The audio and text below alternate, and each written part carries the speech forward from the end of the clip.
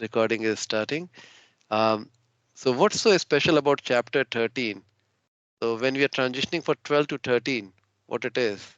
Anything comes into your mind? What do you know about it? Bhakti to Jnana, Prabhuji. Bhakti to Jnana, okay. So it's transitioning to Bhakti to Jnana. Okay, what else? What anybody, if you have remember anything from chapter 12, what was it all about?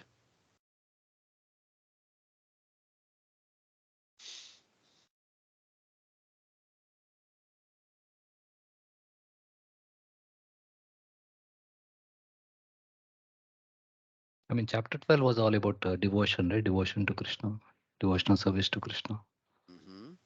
And what was the main, some of the main sections, Prabhu?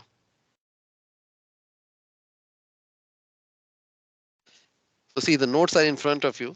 So you can tell me, like, so what chapter 12 really had? It's a differences between impersonal and the personal form of God.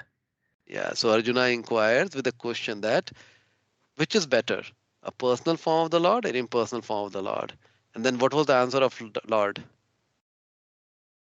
Both are good, but personal form is more better compared to impersonal, because impersonalists will not reach to God, so they will just end up with up to Brahma Jyoti.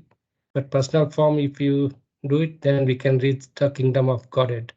Right, yeah. So in short, Lord says that the personal form is better for the practitioner devotees, okay? Because it was relatable, that's the highest form, and easy. The path is simple and easy, okay? And that's where Ananya Bhakti was talked about. And then, so that was the first, right? The first, you can say, category, question, Arjuna's inquiry, and the Lord's response. And the second, Lord talks about the progressive stages of bhakti. So, so what was the do you remember what is the progressive stages of bhakti? What is the highest?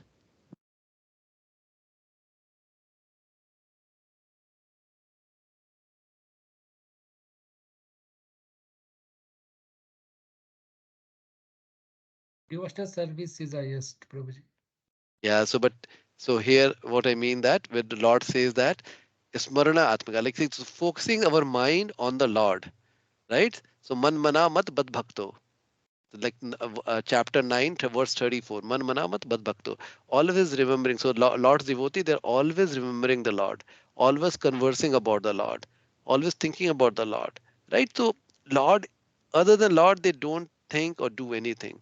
So that's the highest. So we know philosophy, but we need to understand what is practical, right? So the practical is when our thought process is always in Krishna, right? Whatever we do, then that becomes Ananya Bhakti. Okay, it's not that we are going to a temple and just sitting in the temple in front of the Lord. No, we can be anywhere. We can be in Seattle, we can be in Golaka form serving, but all the time we are thinking of Krishna and serving the Lord and the devotee. That can be that is Ananya Bhakti, right? So it's bringing the Vrindavan mood, like so we can bring Vrindavan within ourselves through our thought process. So that's the highest. Lord says if you cannot do that, then what? So Lord goes like this: if you cannot do this, then what next?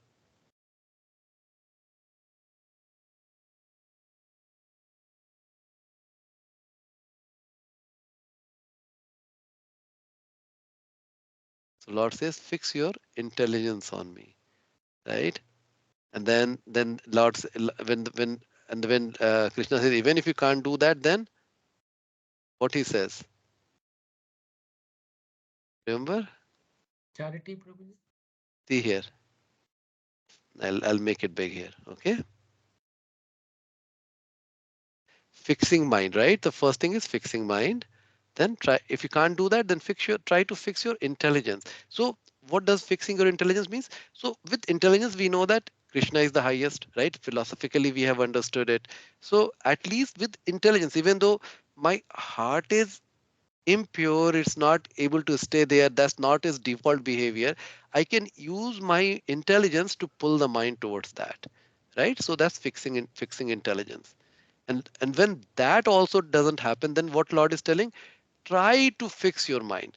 And this is what we are trying to do, sadhana bhakti, right? So we are trying to fix our mind on Lord. And how we are trying to do? Please tell us, like how, like, so we are practicing here, how we are trying to fix our mind on Krishna. Remembering Krishna all the times, Prabhuji, we have to connect. And how we are able to do that, Prabhu? For example, before eating, I'll pray to Krishna, because and even whenever I'm doing any task, right, I will first pray to Krishna and start the work. Okay, okay. And even Okay, while driving also, I'm listening a Bhagavatam or Bhagavad Gita. very nice, Prabhu, very nice. They are very good, very nice practical steps you are saying. Anybody would like to add to Prabhu what other things you are doing or you have observed other people doing, which can tell you that, oh, that they are trying to fix their mind on Krishna?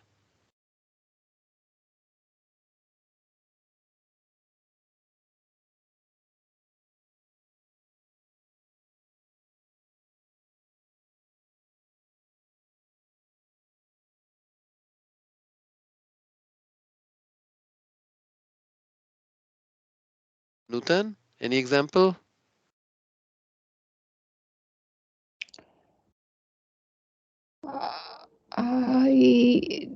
I can't really say, but I can say that I have started doing chanting for 16 rounds. That is kind of a benchmark, I believe. Very, So, very nice, very so nice. So chanting is, always, yeah, go ahead, go ahead. yeah. So always like it's throughout the day, whenever I get the chance to take a break or to go walk or do anything where I can accommodate that chanting with the task. I try to. This is like so in the whole day. I feel like I always remember Krishna. Very It nice, makes me remember Krishna even if I'm not chanting, right? very Like good. I do anything, I feel like I'm. I always have in background that thought. Yeah, and why that is happening? Because you are practicing chanting, right? So see, our chanting is not pure, right? Our chanting is sadhaka chanting, right? It's not perfect. Our intent is perfect. Our practice is forced, right? We haven't, most of us haven't developed the taste for it. If the once the taste develop, one cannot stop chanting. They will be just chanting. They will leave everything. This chanting will become their life, right? So it's sadhaka is, but even while doing that, you are seeing, we all are seeing the difference, right? What Nutan is telling, even she's not chanting, there's thought is there. She can recognize there's something going on about Krishna, right? And that is, so that's the sadhaka. That's the sadhaka's life, right? Even so, you see our temple, like, so every temple is little different, right? Our temple, the focus, there's a lot of focus on service, right? So to do that service, to enable to us to do that service, our temple leader Harivilas Maharaj, he has created a lot of events. And what happens when you created the event for Krishna, focused on Krishna? So then, of course, you are setting up the event. You are breaking all the things. You have event means removing all the stuff after the event. You are serving the devotee during the event. Event has the theme for Krishna. So that event itself, planning to execution, everything involves Krishna or his devotees. Then what happens? We are thinking about, like, whether we want or not, we end up thinking about Krishna, right? Because we like to do things. And so that's one way. Like the so temple, Prabhupada created the ISKCON. So if you look at the ISKCON manifesto, is the place of, it's not a primarily place of worship, it's a place of preaching. He wanted these places, the temple, to be a place where people come. It's like a university. They learn the science of Krishna consciousness. They learn the science of Bhagavad Gita. So that's his manifesto of ISKCON. Okay, it's wonderful. Like, so one of the days I'll bring those 7 points, and you can look on the internet also. Okay, so it's wonderful. So that's one way. So our temple focus. If you go to ISV, like the Silicon Valley, they do lot of book distribution. So their weekends are focused on the book distribution. So all those things, these are the practices which we are doing, and the our congregation is built around this so that it creates more and more opportunity for us to remember Krishna. And that's the reason what we say that if you association, if we bring our association to the devotees, these things will start happening automatically. Okay? Association is very important, right? Then the book, chanting and diet, all these things come. Okay, so that's how we are trying to do sadhana bhakti. So we are all practitioners. We are trying to fix our mind. And while just keep trying, one day what will happen? This where we don't have the mechanism as we are trying, it will slowly become a default behavior. And slowly you'll see that it's not that, oh, one day is like a day and then it will become night, or it's night or day suddenly switch. No, it's a gradual process, right? So slowly it will get there. So that's so Krishna saying, trying to fix your mind on me. So abhyas yoga, that's what we are trying to do. And then even if you can't do, then what? Next is, what do you say? Next one is? Niskama karma yoga. And what does it mean, niskama karma yoga? Doing work All the without any. result goes to Kṛṣṇa basically. So that is number 5. Okay. Work for Lord. For- Nishkam Karma Yoga is work for Lord. So basically you are doing, so let's say one cannot do the chanting, right? But one can work for Krishna. So let's say, excuse me. So let's say new folks are coming to the temple, right? They're not chanting, they don't have any idea much depth of the philosophy, anything, but they are just saying that, oh, I like to serve, right? And they are just helping with the events or serving, right? They are working for Krishna, right? So whether they know, they have the philosophical understanding, so one can work for Krishna with the philosophical understanding. And even the second is, even if you don't have the full understanding but you are working for Krishna, so that is work for Lord. The fifth one is where one is offering the result to the Lord. So in the offering the result, the main difference is, so let's say I'm earning, right? I'm earning, I get the bonus, and I say, oh, you guys are wonderful, I think you guys are good, but Krishna consciousness is not for me. But the money whatever I am getting, I'll offer to you, I'll give to the temple, I'll give 100k 200k whatever, right? So that's become nishkama karma yoga. So there is nishkama karma, there is no connection to Krishna, there is no yoga, but that's karma, but it is not for me. This is the people where they do a lot of charity, and if this charity is being done for the Lord, then that becomes nishkama karma. And then Krishna is telling, even if you can't do that, then what? Do meditation. Meditation is number 6, right? And if you can't do the meditation, then through the cultivation of knowledge. So people, the so-called jnanis, they are 7th in this whole thing. So this is what progressive stages of bhakti, right? That's what Krishna talks about. And then the third one is, then what happens? Third, so there are multiple section, like, so there are 4 section, but we combine section 1 and 2, right? Arjuna's ask and a Lord responds to the question, what is better? Then progressive stages of bhakti, and then finally is qualities that endear one to Lord Krishna. And so Lord talks about 31 qualities, I think. There is 31 qualities or so which Lords talk about, right? That which makes one endear to Krishna. That's pretty much it, right? What and then from there, now we are jumping to chapter 13. So just give me a minute. I just need to get some water. I'll be back.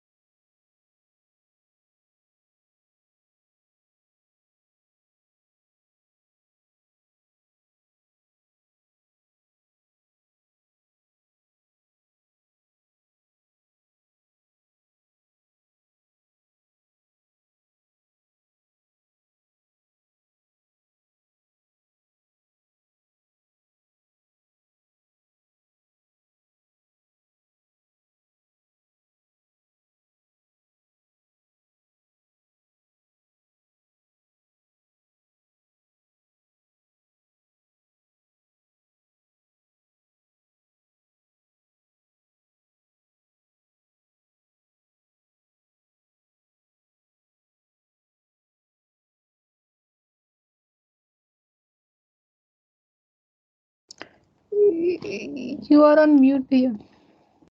Thank you, Nutan. Yeah, as I was telling that, now we are entering the chapter 13, the Gyan Yoga. And Gyan Yoga by nature means these 6 chapter will be,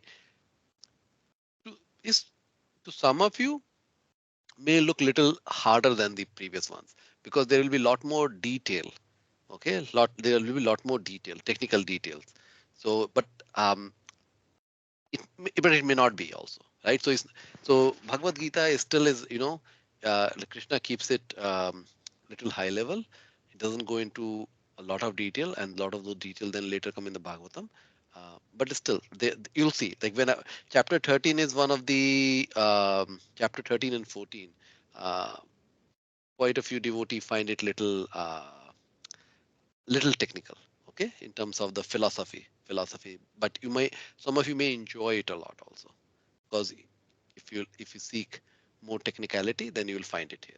Okay, so so I just wanted to explain you these sections, how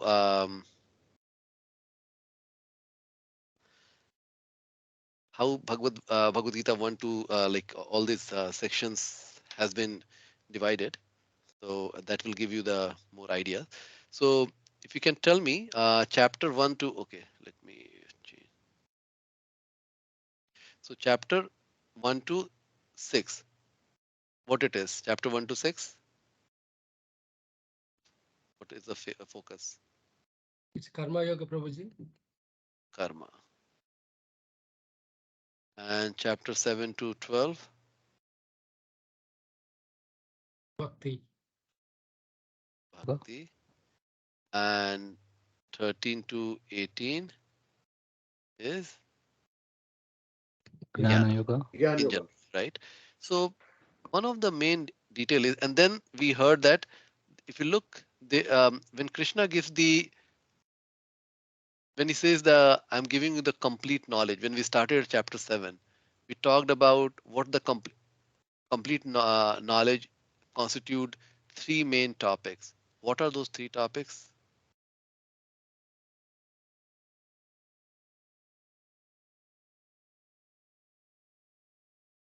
So, So you know, soul, super soul, yes, soul, super soul. Yes, yes, go ahead. and bhakti, Okay, devotion service. so soul, super soul, and Devotion. prakrti, maintenance. Sorry, this manifestation, prakrti. So let me write it properly. Prakriti. Okay, so material manifestation. This is material manifestation. So these are the 3 topics: soul, super soul, prakriti. So see how Krishna is God. So of course he's the best teacher also. So he knows how to explain the topic. So when he talks about chapter 1 to 6, if you remember, when we are saying, oh, it's a karma yoga, but when we are going to chapter 2, Krishna is talking about himself. On chapter 4, Krishna talks about himself, right? Chapter 2, he's talking about sthita-prajna, which is in the jnana also. So it is not that he was only talking about karma, right? He was talking about the topic on the jnana, topic on the bhakti, topic on the stang yoga. So why it is karma? Why we say it's karma yoga? Anybody has any idea on that?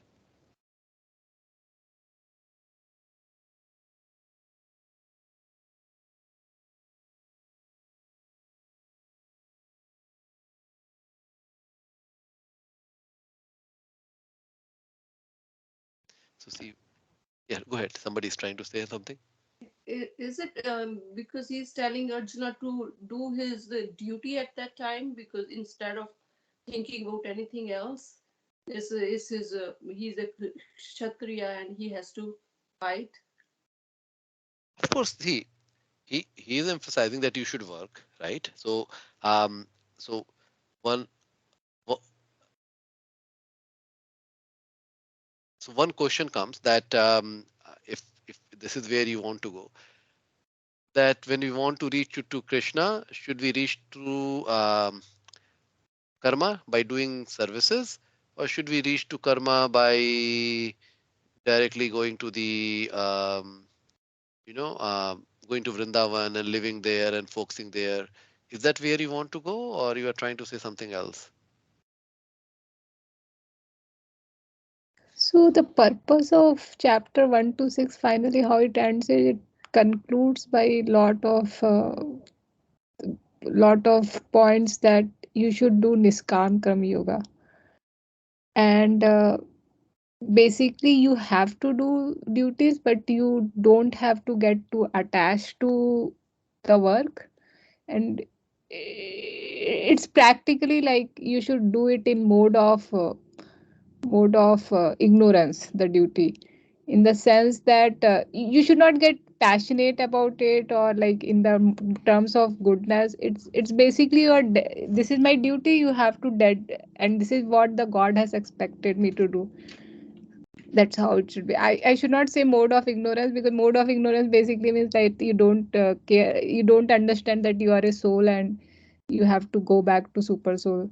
Yes, So yes, yeah, you corrected. So yeah, that's yeah. So basically, see, any time we have to, if you want to do the yoga connection with the Lord, at least we have to come to the level of mode of goodness. Okay, that's a given. Otherwise, we cannot um, work for Lord or do anything about the Lord or think about the Lord. So okay, so see, c- where I want to take you, and then whatever you said, Nutan, that's correct, right? That is the theme that one the the main topic of the chapter 1 to 6. If you see the key points, it is about working karma, right? And that is the but the same time, my question was that why then it is talking about the why it talked about the gyan and how to think about it. So what Krishna is doing, he's talking karma in relationship. So sorry, he's talking about soul. So jīva. So in this case, he's talking about, let me write jīva. Jīva. So that's the primary topic. That's where because jīva is doing the karma, right? We are acting, we are doing the work. But jīva is talking in relationship with to super soul. Jīva is talking in relationship to the prakrti. So jīva becomes the central focal point. And then whenever he talks, because you cannot talk about one topic, jīva, and not talk about the super soul or prakrti, because jīva is not living in isolation. It is interacting with the super soul, right? It is interacting with the prakrti. So that was the theme, right? So jīva becomes the center, who is focusing on the karma, and Lord is talking about in relationship with the super soul and prakriti. That's the reason Lord does bring a super soul, right? He does bring himself in chapter 4 primarily, and in chapter 2 also. In chapter 5 also he says that, right? That whatever you offer to me, it comes to me, right? So it's not that. And prakriti, like he's doing that you should do the yagya, right? So he does talk about that. And then there are the modes, like if you become angry, and then all the 62 60 chapter 2 62 63 verses, how one goes from one being a sane person to a totally insane person, right? So that's the chapter. So this is a different way I'm explaining you now. Okay, so theme is jiva, and then the things are talked about in relationship with the super soul and prakriti. Here in case of the bhakti, if you take jiva here, then what can I put here in chapter 7 to 12? Super soul. Super soul, yes, super soul. So the Lord primarily talks about super soul, but in then relationship to soul and prakriti. Okay, and gyan, what is remaining? What we are going to learn here? Prakrti. Prakriti. Prakriti. Material manifestation. For the people who don't know what is, this is material manifestation. Sorry, my pen is not working properly. Material manifestation. Okay. So so this prakriti will be talked in relationship to the soul and to the super soul. That's what you are going to see. So all the three topics are being talked in all the sections, but the emphasis is one topic, other things become secondary. That's in relationship. That's how Krishna takes these three topics, and then he comes from different angle and tries to explain it to us. Okay, so that's what you're going to see in chapter 13. And the name now is, they see the name of the chapter, nature, the enjoyer, and the consciousness. So by the chapter, you know that. Oh, what is the nature? Whose nature? Nature of this material manifestation, or the nature of me. You know what you're going to see? It will talk about both. Who is the enjoyer? Enjoyer? Who is enjoying? What do you think? Who is enjoying? Krishna. One day he is a supreme enjoyer, so he's going to talk about that enjoyer. We are also trying to enjoy, right? See, so most of the people who doesn't have any concept of Krishna consciousness, what they are trying to do? Everybody's trying to be happy. We're trying to enjoy, right? But when we are trying to enjoy without Krishna, that becomes sense gratification. When we enjoy with Krishna, it's becomes spiritual. Okay? And the consciousness. What should be our consciousness? What should be our mood? So while we are on this world, how we should think, how should we act? So you see how the whole thing is pivoting towards it. Okay, so this chapter has 6 sections.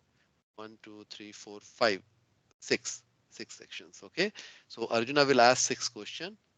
Okay, a little technical question he's going to ask. Krishna will be answering the questions 3, 4, and 5 in section 2.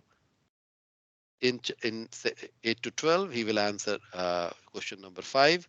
Oh, elaboration, the process of acquiring. So elaboration on one of the question, which is 5. Okay, and then 13 to 19, 6 question, and then 20 to 26, question number 1 and 2. Right, so all the 6 questions will get answered. So Arjuna asked 6 questions. So 3 questions will be dealt initially on with the further expansion on that. Then the question number 6 will be answered, and then the question number 1 and 2. Right. So it's going to be a lot of information we are going to learn. So there are 35 verses altogether. Okay. So so this we already talked about. Karma, bhakti, and then the 7 to 12 bhakti focus on kevalā bhakti. So here 8:13 to jnāna to bhakti. So basically each of these, so they are different angle. We can explain the different, right? So we just right now I started from jīva, right, and then the super soul, and then the prakṛti, and then make the connection. But the goal of everything is bhakti. How one can come to the level of bhakti. 7 to 12 talks about the ananya bhakti or kevalā bhakti, which is the pure bhakti. Okay?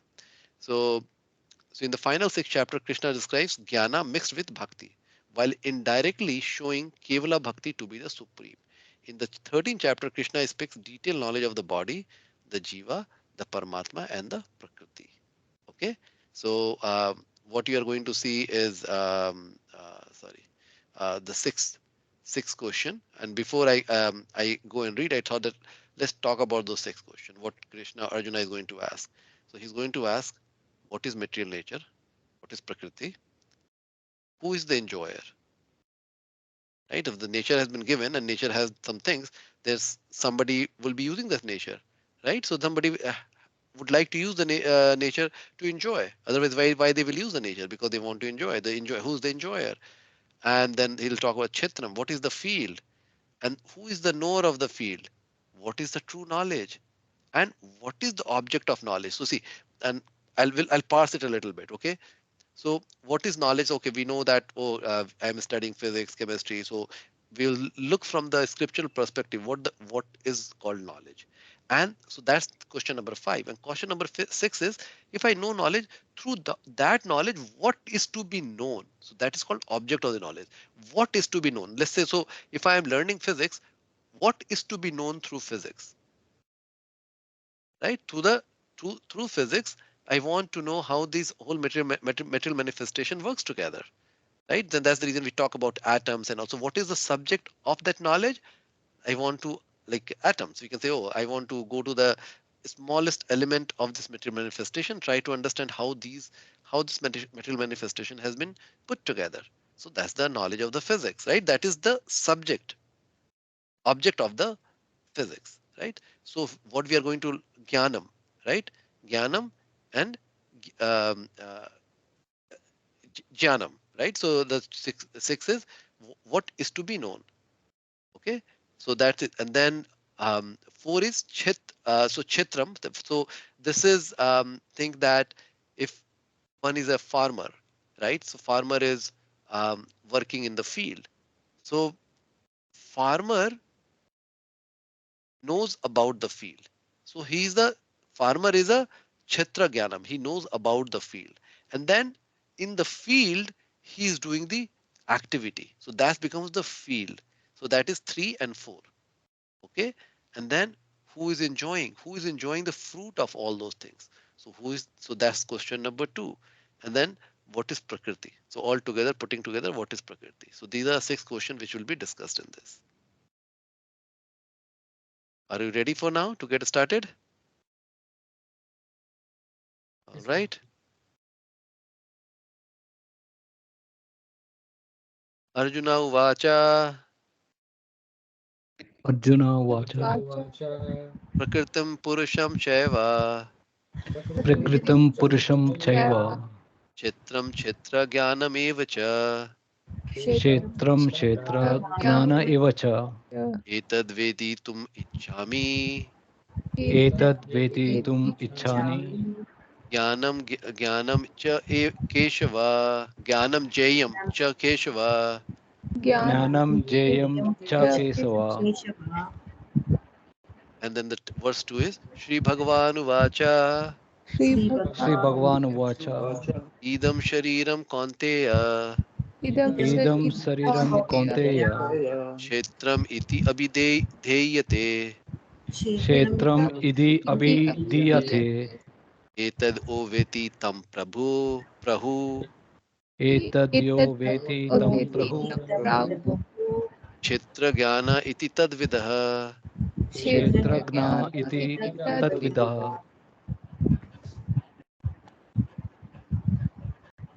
Arjuna said, "Oh my dear Krishna, I wish to know about Prakriti, nature, Purusha, the enjoyer, and the field, and the knower of the field." Right? So see, so this is clear, okay? I want to know about Prakriti, that you understand. Purusha, who is the real enjoyer, that we understand. The field, that was a little difficult to understand, but we talked about, right? The field, like the farmer, if you just look at the field, where we are doing our activity, and the knower of the field, right? Somebody who knows about this field. Who is that knower? And the knowledge, and then the object of knowledge. So these are the 6 questions Arjuna asked. The Supreme Personality of Godhead said, "This body, O son of Kulti," so he's answering in text 2, Lord is already answering. This body, O son of Kunti, is called the field. So this body is called the field. And one who knows this body, so who knows this body is called the knower of the field. So two things Lord is answering in short, right? So like so that is straightforward, but we will go little deeper, okay? So let's read the. Before I read, let's look into the. It will make it easy. We already discussed some of these things. So we just talked about for farmer, field is his kṣetra, right? And similarly, Lord is telling our body is our kṣetra. So then who is the, so our, so it just do the comparison. For the farmer, field is his kṣetra. In this case, Lord is telling our body is our kṣetra. Okay, so the activities are happening on the field by the farmer. Activities are happening through our body. But who is doing that activity? So let's say, so who knows the kṣetra? So so Lord is telling that who knows this body is called the knower of the field. So who knows this body?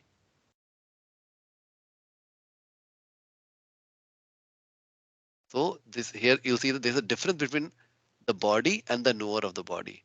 And Lord is here talking about the jīva, right? And in the purport you are going to see that. Hold on the second one, okay? This is not not covered yet. So hold on this because I think here we talk about the knowledge also. So we'll read the purport, okay? And then we'll come back to this.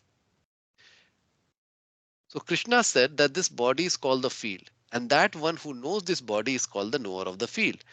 This body is the field of activity for the conditioned soul. So this body, so focus here, this body is the field of activity. So this body is the where for the conditioned soul, the field of activity. The conditioned soul is entrapped in the material existence and he attempts to lord it over material nature. And so according to his capacity to dominate material nature, he gets the field of activity. That field of activity is the body. So this can now we have talked about that based on our desire and what karma we have done. Based on that, we get a body so that we can fulfill our unmet desire.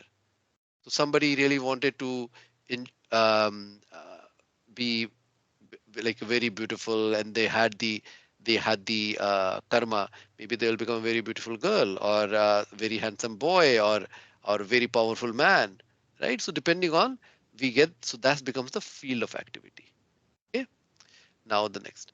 Now the person who should not identify himself with the body is called kṣetra-jñāna, the knower of the field. So not identify himself with the body. So we cannot. So there is. So first of all, we know that there's somebody who is different from the body, who knows the field and who doesn't identify with that field. Because if you identify with the field, then you think that, oh, I am the part of the field, right? Who is that? Right? And that is the jiva. That is the jiva which is being talked about. We know that the soul is different from the body. Okay? Any person can consider that from childhood to old age, he undergoes so many changes of body and yet is still one person remaining. So this we have talked about in chapter 2, that how it is easy to understand that how soul is different. And we had talked about that even if you as we are aging, if you think of our heart, we think that still I am a child, right? If there is no foundation, I would like to play like a child, jump from here, cliff on this and that. But of course, my body doesn't work that way now, so I have become a little slower, right? But in my heart, I want to run, I want to do so many things, right? I feel that I'm still young. So then this doesn't like doesn't harmonize. So body is getting older, but the heart is still thinking. So it means that there are two things. There's a consciousness, what we call like the science thing, oh, it's a consciousness. We know that it is a soul. Soul is ever young, but the body is aging, right? So soul is the knower, while body is the kṣetra, and the soul is kṣetra-jñam. A living conditioned soul can thus understand that it is different from the body. So here I haven't highlighted Dehi no ismin de ata dehi. So these are the things. I am a man, I am a woman, I am a dog, I am a cat, like how people identify, right, with the body. So those things Prabhupada talks about. Now starting with the 13th chapter, how the living entity comes into contact with material nature and how he is delivered by the Supreme Lord through the different method of fruitive activities, cultivation of knowledge, and the discharge of devotional service are explained. So this chapter, this is the what we are going to learn, how the living entity comes into contact with material nature and how is delivered by the Supreme Lord through the different methods of fruitive activities, cultivation of knowledge and discharge of devotional service. So again, so jiva is coming in. So prakrti is the theme, right? So how the jiva is coming and interacting with this material world. And then through the process, different kind of fruitive. So either somebody is doing the fruitive activities, somebody is trying to cultivate the knowledge, or somebody is trying to discharge and do the bhakti, right? How each of these things will help us one to elevate and go back to Godhead. So that's the subject matter of chapter 13. Okay, so we'll go to text 3. Kshetra Kshetragya Jnanam Chapi Mam Vidhi Kṣetra-jñam japimam vidhi. Sarva Kshetrashu Bharata Sarva kshetreshu bharata. Kshetra Kshetragnyor Jnanam Kṣetra-jñayor jnanam. Yattaj Jnanam Matam Mama. Ettaj jnanam matam mama. Mama. O Scion of Bharata, you should understand that I am also the knower in all bodies.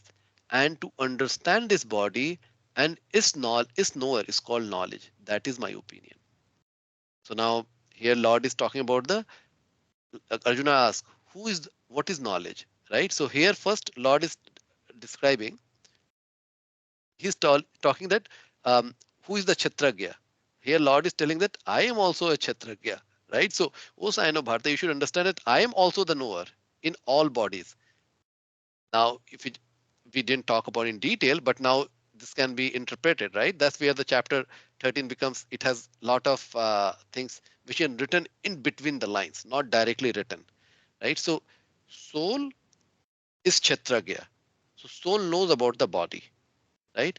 But there is other kṣetra-jñam who knows about all the bodies, and that is Paramātmā. Paramātmā sitting in our heart, he knows about all the bodies. He knows about me, he knows about Nutan, he knows about Mridulata Mataji, Rangaswamy Prabhu. So he knows about everybody, right? So he is the other kṣetra-jñam who is different than the kṣetra-jñam who is soul. Okay, so there are two kṣetra-jñam. Okay, so you got that? So we got what is kṣetra? That is the body. Kṣetra-jñam, soul, and the super soul. And the third is what is the knowledge? To understand this body and its knower. So to understand this body and the knower is called knowledge. That is my opinion. Now let's try to parse it a bit. So what we'll do, we'll first read the purport and then we will go back to some of my notes here. Okay. So the Lord says, I am the knower of the field of activities in every individual body. So Lord says, I am the knower of the field of activities in every individual body. The individual may be the knower of his own body, but he's not in knowledge of the other bodies. Okay. So this is the example Prabhupada is giving, and maybe here quickly we can go to the notes which I made here. So field, right? So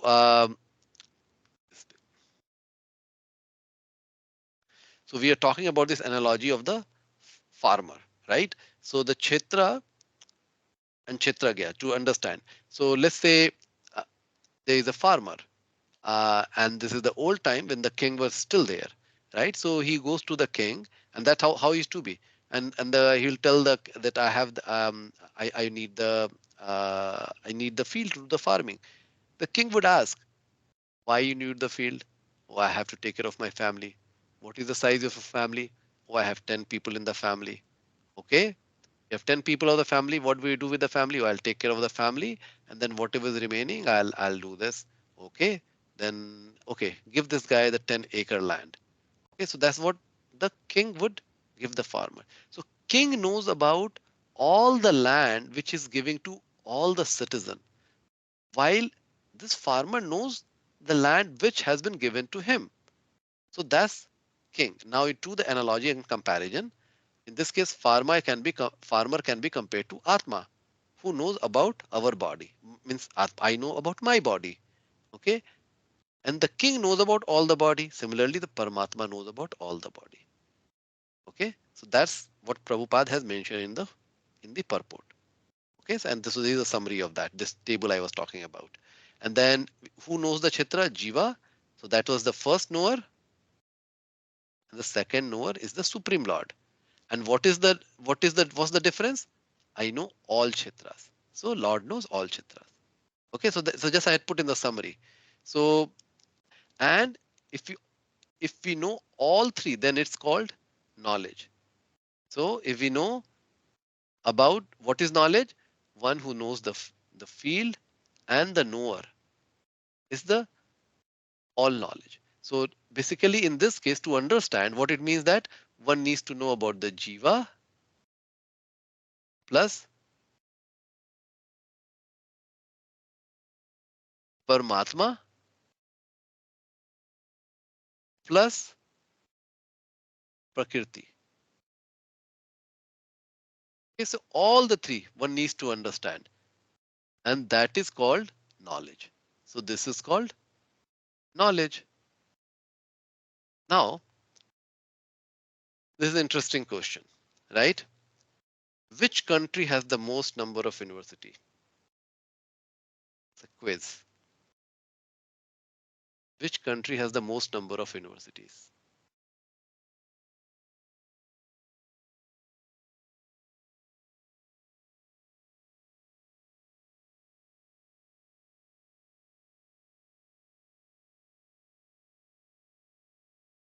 Possible India. Okay, you win the quiz. Yes, India has the most number of university. I was very surprised when you do the Google search. You'll see like 31,000 or something, 30,000 Oh my God. plus. Like, yeah, Wow. it's huge difference, right? It's a good to just do a Google search of being Mhm. search for it. Okay, so huge number of university. But what these universities really teaches us? So Material. university, tell me, yeah. All the material stuff. They have. Yeah. If you look into all the subject they have, physics, chemistry, biology, geology, or anything, it's all about the material world. So so Prabhupada had this conversation. He had gone to Boston University, and there's a conversation where he's talking to the chancellor of that university, and they're having conversation. And Prabhupada says that you you all don't teach the full knowledge. So there's a conversation on that. That why? Because there are three things: Jiva, Paramātmā, and Prakriti. That together constitute the full knowledge. And what we are learning today? Only the Prakriti aspect. Yeah. This is all what we are learning today. Mhm. So this is not complete. That's the reason why people don't understand what is the purpose of life. They are living they want happiness. Everyone desire to have happiness, but they don't know what that happiness is. It's just I'm going on vacation, and that's what the happiness is. Is that it? And then after that, all the misery I have of traveling, and after that, all the tiredness I had, I got sick during my journey. Is that what the happiness is? Is that what I aspire for? Right? But when we start looking into all the three subject matter together, then even the so-called misery that I went on a vacation and I fell sick, right, may not be that miserable, because from everything I am learning that uh, what I can learn. Like I can become very equipoised, right? So summer and winter season, Lord says that, right? That even whether it's summer or winter season, try to be equipoised. Right? So we learn about those aspects. So the complete knowledge talks about all the three things. Okay, so that's the one of the summary. Okay, uh,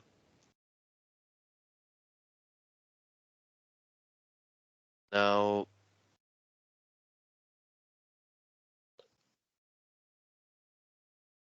where I was, yeah, here. So citizen and a king. So that we already talked about. The supreme lord is Rishikesha. So this is here we have heard this word Rishikesha. It is referred to Lord Krishna, which means the controller of the senses. He is the original controller of the senses, just as the king is the original controller of all the activities of the state. So now you see that when we say Lord Rishikesha, he, all the senses are in control. That's one understanding. The second dimension is Lord body is not like our body. He has the form like us, right? But it is transcendental body. It's not made of blood, blood, stool, perspiration, and all the liquids, right? It is transcendental, and each of his body part can act for all the other senses. What does it mean?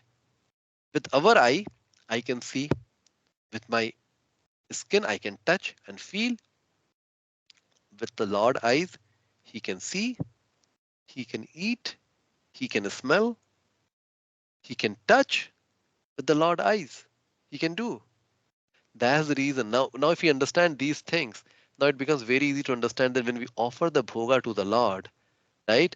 And then we say, oh, we offer, but the food remains the same thing. Nothing happens. Lord can eat through his eyes, right? He can eat through eyes. He wants. He can take away all the things. Everything is gone. But out of it kindness, he just return that food item so that we can eat, right? And there are stories which justifies that when the devotees come and they really wanted a lot to eat and they started crying, Lord came and ate. And then the parents are thinking, oh, this my child must have eaten it. He's just trying to fool me. And when they try to again test the child and they give the laddu and say that, oh, go and offer, and they are watching, and then they see that, oh, Lord comes and eats, right? So there are stories like that, not very far away, just 500 years ago, during Lord Chaitanya's time. So it's documented there. So Lord, with his senses, he can do everything. Like one sense can do the work of the other sense, while our each sense has a specific purpose. And Lord is the master of all the senses. So that's what I'm trying to explain here. Okay, why Lord is the master of senses. And here I have put some summary here, I think. Just hold on here. Yeah. So here is the summary, and this is more for you. So kṣetra is the body. Okay. So kṣetra, or the field of activity for the conditioned soul, is the material body. Okay. Kṣetra-jñam is the soul.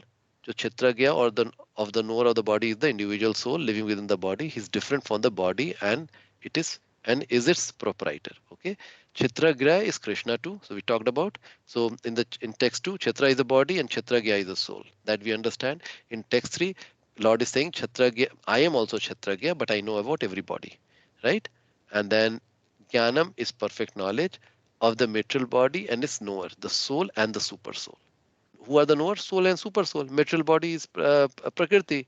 So prakṛti, jīva, and super soul, all three together constitute perfect knowledge, right? And that is my opinion. Real knowledge means understanding separate existence of Lord, jīva, and prakṛti through they mix together. This will be shown later in 15th chapter for the 16 and 17 verses. Okay, so further connection. Okay, so now coming to text 4. So far, are you with me? You are following? We have Lord has covered 3 questions so far. Make sense? Yes, Prabhuji. Okay. I hope Prabhu is answering for everybody, I assume. So text 4. Tat kṣetram yacca yadrakcha kṣetram yacca yadrakcha yad vikari yatascha yat yadvikari yatascha yat sa cha yo yat prabhavascha sacho yo yat prabhavascha tat samasena ma shrunu me shrunu. tat samasena me shrunu. Now please hear my brief description. So Lord is telling brief. So now please hear my brief description of this field of activities and how it is constituted. What its changes are, whence it is produced, who that knower of the field of activity is, and what his influences are. So many things. Okay, I'll read again. Okay. Now here my brief description. Lord is only going to describe the briefly. What he's going to describe. What is this? When we talk about this field of activity, what it is, right? And how this comes together, how it is constituted, how this field of activities, right? So material manifestation, then the body, why they exist the way they exist today, why this material existence, there are troubles, there are problems, why my body is going through the pain and growing into the old age, right? From the young to the old age, and then this body will die. Why that happens? And what are its changes? What stages this body goes through the changes? Whence it is produced? And okay, when it is produced, under what circumstances, and who that knower of the field of activity is, and what his influences are. So what this soul has influences, right? So this is further, let's read the purport. The Lord is describing the field of activities and the knower of the field of activities in their constitutional position. So it is important. It's not the pure. It's not talking the pure soul. It's talking about the conditioned soul, because in the conditioned soul only one is getting this body, the field, right? That's very important concept, right? For the pure soul, there's no the there is a transcendental body. So this field of activity doesn't come into play. It is a transcendental body. Okay, so this is constitutional position. One has to know how this body is constituted, the material of which this body is made, under whose control this body is working, how the changes are taking place, where from the changes are coming, what the causes are, and what the reason are, what the ultimate goal of the individual soul is, and what is the actual form of the individual soul is. So many questions Lord is telling that I'm going to explain you further. Okay, so these are like a heavyweight technical and technical discussion is happening. Okay, so 6 topics about kṣetra and kṣetra-jñam, which Lord will be explaining. So composition of the body. So this is again in summary, so that it makes sense. Okay, So 6 topics. Composition of the body, which we will be talking in verse 6. Qualities of the body in verse 7. Changes that the body undergoes. What difference? So this was discussed in chapter 2 also. Does anybody remember the different stages the body undergoes through? 6 stages. Yes, I got it. Okay, good. You remember. Then the origin of the body that will be discussed in multiple verses. What is our Swarupa? Right? That will be in few verses, right? 14 to it in chapter 13, 14 to 18 and 23. And then powers of the knower of the body. That will be in again text 14 to 18. So when we'll go there, we'll talk. So 6 topics Lord is going to be talking about, right? And that is in relationship with the activities of the body. So he's expanding on question number 3 and 4. Okay. Now Kṛṣṇa is going to quote authorities because he says that this is my opinion in the previous to previous verse. He says text 3, this is my opinion. What does it mean? That was the emphasis, right? He's telling this is my opinion, and then he's saying, okay, this is just not my opinion. Even the authorities quote so, right? Now he says, oh, Kṛṣṇa himself is authority. Why he needs to show the authority, other authority? So this is as a good teacher. You're not saying, okay, I am God, and what I say, so that's it is. He's saying that, like as a good teacher, as a good student, we need to know that the triangle of truth, right? That okay, the guru is telling, then the Shastra says the same thing, and the Sadhu says the same thing. So Lord is just following that and showing that the other authorities who have written this text, they also talk about it. So that will be in text 5. Rishibhir Bahuda Gitam Shibhir Bhakta Gitam Chando Bhir Vividhaya Prathak Chandobir Chando Vividhai Pratak. Prithak Brahma Sutra Padeshchaiva Brahma Sutra Padeschaiva. Hetu Madbhir Vinishchitah. Hetu Madbir Vinishchitaha. Chitai That knowledge of the field of activities and of the knower of activities is described by various sages in various Vedic writings. It is especially presented in Vedanta Sutra with all reasoning as to the cause and effect. So Brahma Sutra is the same thing as Vedanta Sutra. And is there anybody who don't know about Vedanta Sutra, or you are hearing it for the first time? Everybody knows about what Vedanta Sutra is? I don't know. Okay. Anybody knows about Vedanta Sutra? Would you like to say? I don't know, Prabhuji. Okay. I don't know suppose. Okay. So Vedanta Sutra is something which was written by Ved Vyas at the end. So it is the aphorism. So he put all the knowledge in various Upanishads and Puranas and Itihas, all this, right? Then to this is such a vast knowledge to remember the sutra, right? So this becomes all the axiomatic truth, right? All the formulas. So it's spoken in a aphorism, right? Tatha Brahma Jigyasa, because you are born, so just inquire. So that kind of aphorism, right? It's just like few words, right?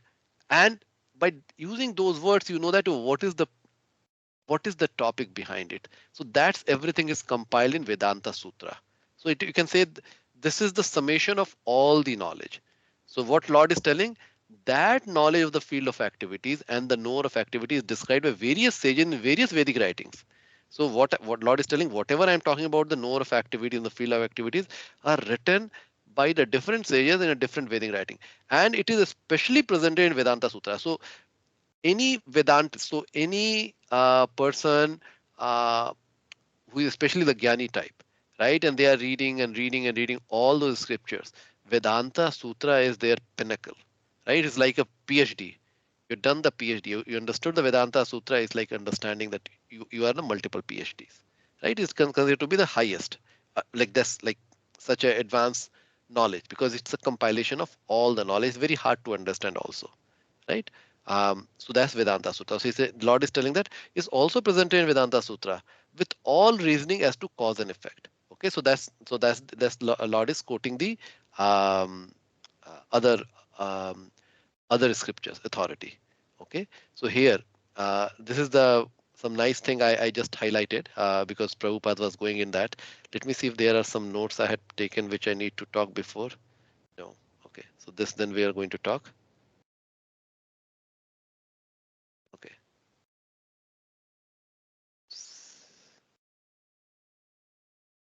Okay, so here. So have you guys, any of you have heard about this Panchakosha? Panchakosha? Or this is the new term you are hearing for the first time? First time? Okay. First time, So Prabhuji. okay, no worries, no worries. So this is that's the reason I highlighted. It's a very you'll see that how powerful these concepts are. So we each of us, like, we know that we want happiness, right? So Lord is Sachit Ananda, right? He's always eternal, with full of knowledge, he's always seeking Ananda, and based on that, we are always seeking Ananda, right? So we are interacting at a different level of consciousness. So you can say these are 5 different level of consciousness, from the lowest to the highest. It's called Panchkosha also, and here it is stated in the Taittiriya Upanishad. Brahma Pucham Pratishtha, there is a manifestation of the Supreme Lord's energy known as Annamaya, dependence upon food for existence. So this is the lowest understanding of our consciousness, is that Annamaya Kosh, right? So my dependence is on the food. So this is the animal kingdom. Or when the baby is born, it is only about food. And let's say if my consciousness is such that I don't want to learn about the higher principle, my consciousness, I only want to eat the good food, right? Then we always remain on the lowest level of consciousness, which is Annamaya, right? So that's Annamaya. So that's the lowest. Okay, so I'm just drawing, I'll keep drawing a circle, Annamaya. Okay, now the next is, this is the materialistic realization of the Supreme. Then is Pranamaya. After realizing the supreme absolute truth in food, one can realize the absolute truth in the living symptom of life forms. So here one learned that, oh, there is something beyond only the food. There we have, we it seems that we are born and then we die, like, so the prana. There is something living. What is that living force? So once you start inquiring that, and that means inquiring, just not inquiring that, okay, I have to live, right? To live, I have to exercise also, I have to earn also, right? So we are coming to little higher consciousness understanding that there is a living force, and that living force has to be taken care of. That's called pranamaya. Okay, the second level. So let me even underline, so, or make circle here, so that annamaya, pranamaya. Okay, then jnanamaya. Realization extends beyond the living symptoms to the point of thinking, feeling, and willing. So here one becomes more self-aware that why I think this way. Okay, I think, then I have a desire. Okay, and then uh, after that I would like to do something. So this is where person is becoming, having some realization. Okay, person is understanding the whole world, its relationship, and realization that there's something beyond it, and what is causing me all those stuff. So that's jnanamaya. So see, the consciousness is growing, jnanamaya. Okay, then there is Brahman relation called vijnanamaya, in which the living entity's mind and life symptoms are distinguished from the living entity himself. So at this level, level 4, right? One, one, one is having, is knows that my mind, my intelligence, right, my soul is different from the body, and then there's a subtle body which constitute mind and intelligence and the false ego, right, and the soul is different. So this is the higher level of understanding, right? This is the vigyan, right? So there's a, so these are the higher level of realization. So jnana maya, still I am within the thinking in terms of material realm, right? There is a realization that there is a thinking, feeling, willing. But in the Vijnana Maya, there is a Brahman realization, right? You are going beyond that. And the last is, so this was Vijnana Maya. Sorry, I didn't circle it. Vijnana Maya. And the next and the supreme stage is Ananda Maya, realization of the all blissful nature. So this is the highest. So level 5. This is the highest. So this is Anandamaya. Anandamaya. So this is, so one, we are born with the animalistic, and then we have to grow to this, right? That makes us human. Because we are born, we should inquire why we are born. Okay, I want to be happy. What is the right way to be happy? What will give me the permanent happiness, which is the Anandamaya stage? Not that I got little happiness while eating the food or having the interaction with the opposite sex. So that's not Anand. We know that because it's flickering. It comes and goes. It comes with the quota of its misery, right? Little happiness, more misery. Little happiness, more misery, right? Anand Maya is a stage where one is always in bliss, always in bliss. We can't even comprehend at this stage, right? So these are the Panch Kosha, which our Shastras talks about, and Prabhupada has just mentioned. So here, thus there are 5 stages of Brahman realization, which are called Brahma Pucham, right? Brahma Pucham, and I said Panch Kosha also. Okay, out of these, the first 3, Annamaya, Pranamaya, and Jnanamaya, involves the field of activity. So while why Prabhu suddenly see that why this is being even talked about. So now you'll see the importance. Maya involves the field of activities of the living entities. So whenever we are interacting with this field of activities, we are it it is at the level of Annamaya, Pranamaya, and Jnanamaya. Maya. Okay. Transcendental to all these field of activity is the Supreme Lord, who is called Anandamaya. Right? So the Vigyan and Anandamaya, that is transcendental. Right? These 3, when we are dealing with this, these are the 3 level we are playing with. In the field of activity, the living entity is considered to be the enjoyer, and different from him is the Anandamaya. That means that the living entity decides to enjoy in dovetailing himself with the Anandamaya, then he becomes perfect. So what is the permanent happiness? When we dovetail our activity with Kṛṣṇa, because Kṛṣṇa is the Satchitanand, right? He is always blissful. So if I dovetail with the activities which pertains to Kṛṣṇa, then I will be able to come to the level of Anandamaya. This is the real picture of the Supreme Lord as the supreme knower of the field, the living entity as the subordinate knower, and the nature of the field of activities. One has to search for this truth in the Vedanta Sutra or Brahma Sutra. Okay, so little technical, but this can, if you understood it, then this can give you the idea a little bit how our consciousness are evolving and where we have to take our consciousness. Okay, so we'll cover 6 and 7 also. Hope you can stay for 4-5 minutes.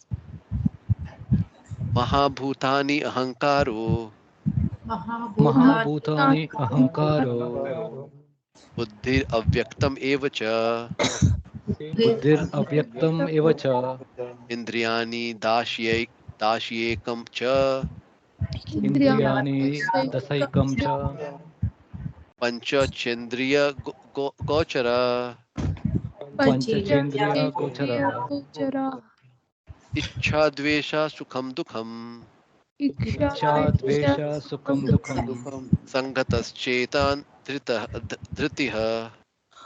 sangata chetana driti Etat kṣetram samasena etat kṣetram samasena savikram udharatam. savikaram udhatam.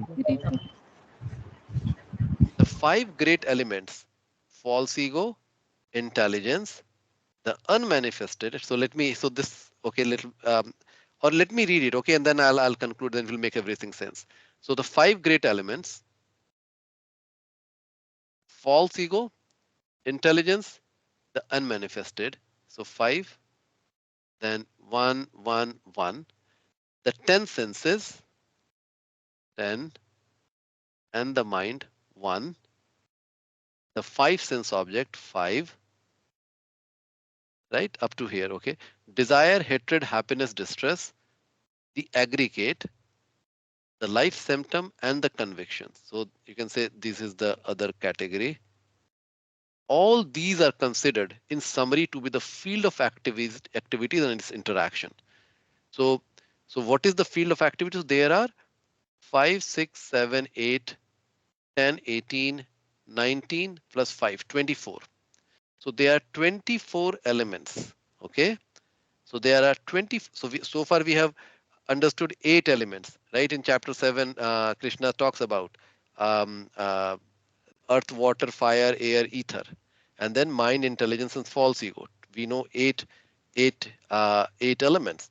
Now 24 elements are being, so getting into more detail, right? How this material manifestation is created.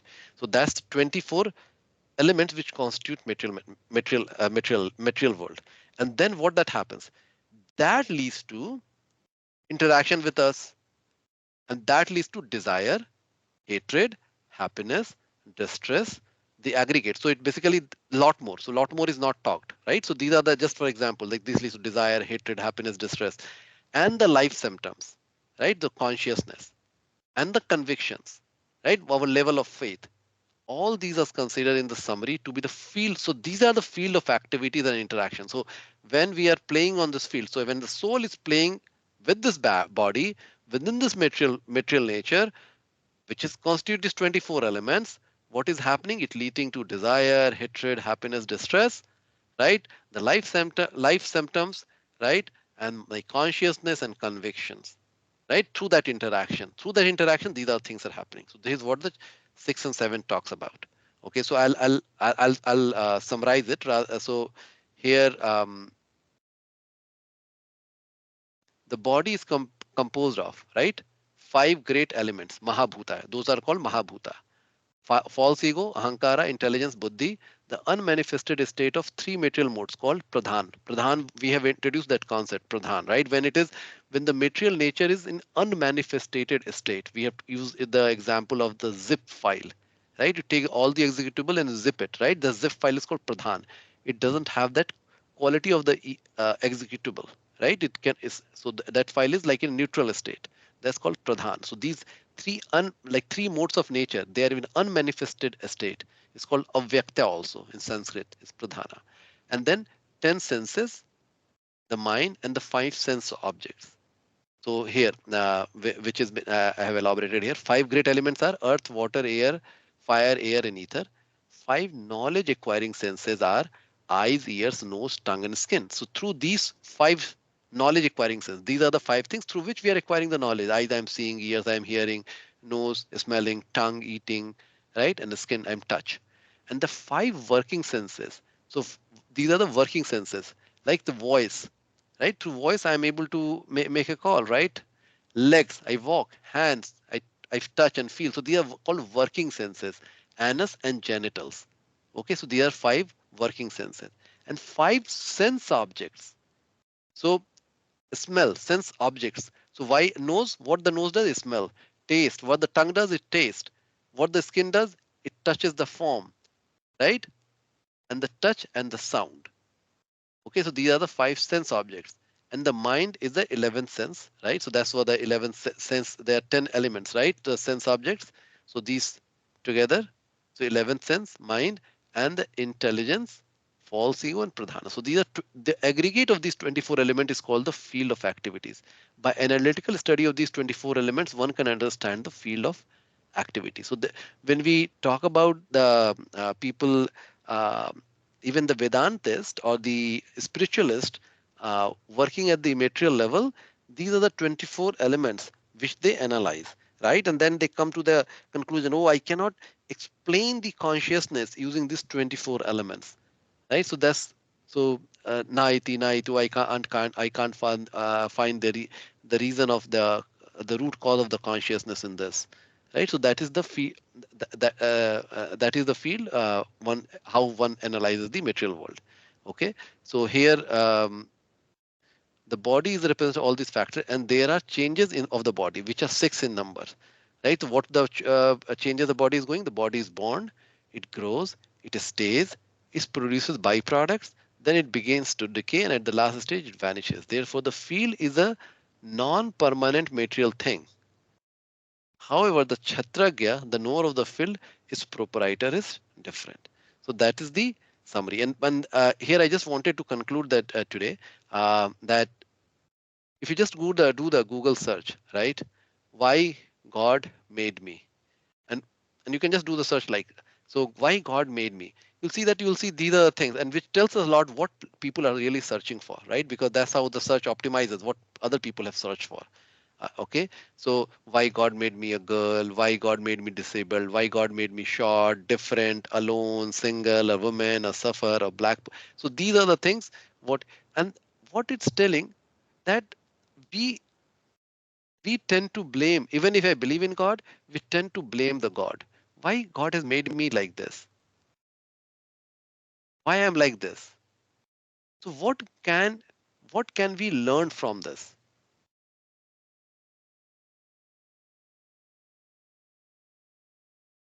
So learning is that whatever body Lord has given us, that is based on our karma.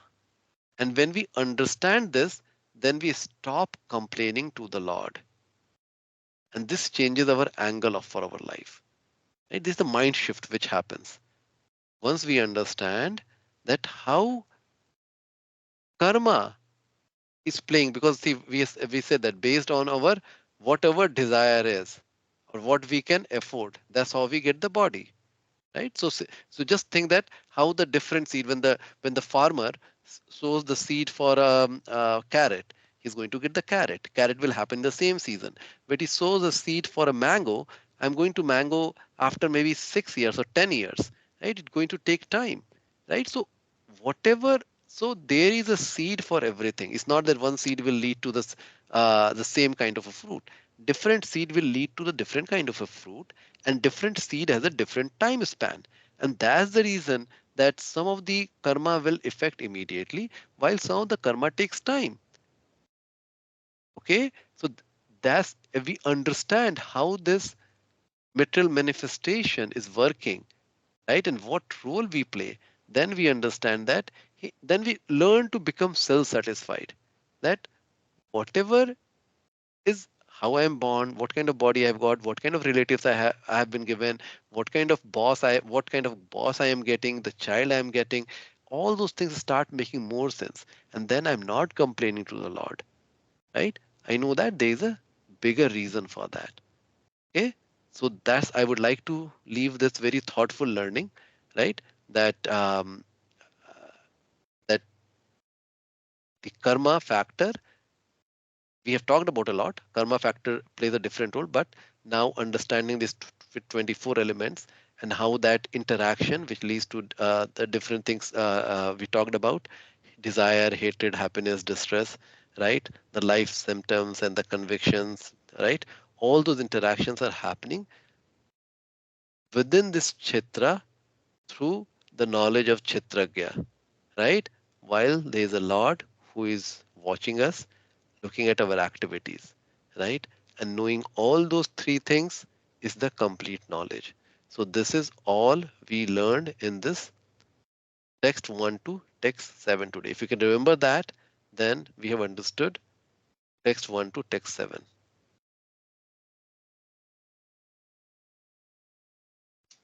Okay, so questions.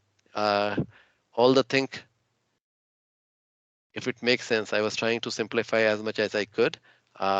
If it made sense to you, are there any questions, thoughts, comments?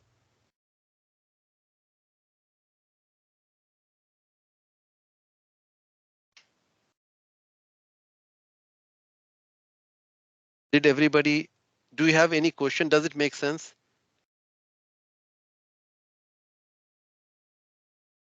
Yes, Prabhuji, it is a bit confusing, but yeah, kind of. Okay, so tell me, what are the things which is a little confusing, Prabhu?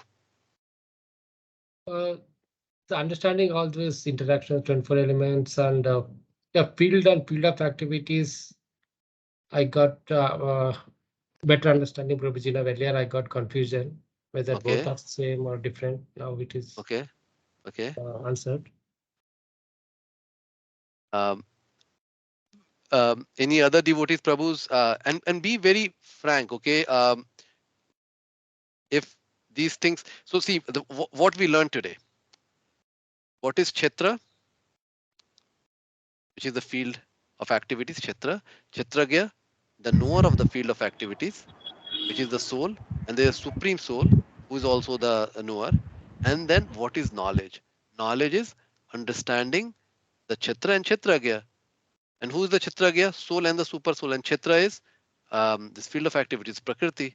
So knowing prakrti, soul, and super soul is the real knowledge. So these three things. Within that, then we went to the detail that what constitute this field of activities. There are 24 elements which constitute this field of activities. Right? Even if you don't remember this is not necessarily to remember. As we go along, there more reference to these 24 elements comes. Initially, for the first time I read it, I was really confused, and I mean not confused. I was always try to remember this 24, and I won't be able to remember those 24, right? So again, remembering this 24 is not important. What is important that there are a lot of details are given. Even in Bhagavatam, it even tells how the which comes first, right? So there is a space, and from the space, the sound gets created. From the sound, the water comes. So it goes into all the different lot of detail there, right? So we will be studying a lot of those details. The thing to understand, our scripture is just not the sentimental thing. It is science.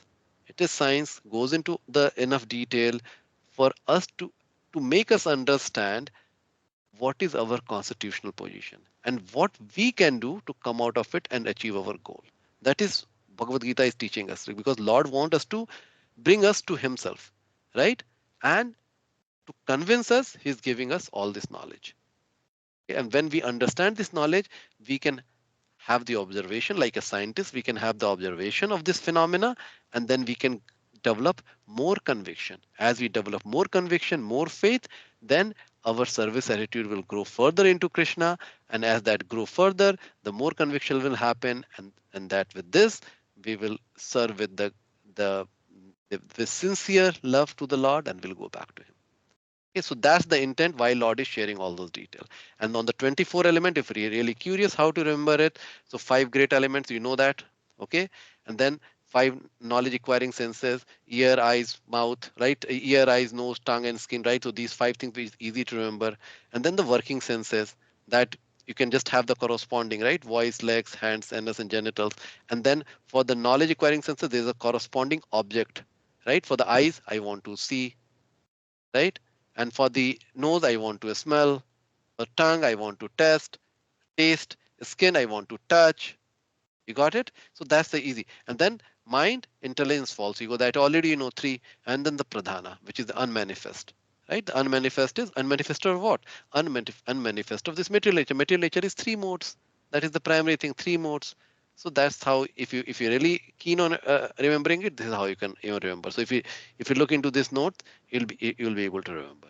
But again, that is not the goal. And then we start end with the learning that what we can learn from how we can make it practical, that we should understand that Lord has given us this body, this relationship, all these things for our based on our previous karma and for our own benefit, because ultimately Lord wants us to go back to him, right? So we shouldn't be blaming the Lord, or even if mind is troubling that way, we should try to see that, oh, that is for our own benefit, and that if we think from that way, we will get closer to the Lord and our life will be becoming more peaceful. Okay, so that's the conclusion of the class for today. All right. So, so definitely think about this, right? I would love the class to be more interactive and more discussion oriented and not a monologue. Okay, so if you have after this, if you have questions, we'd love to discuss. Okay, in the next class.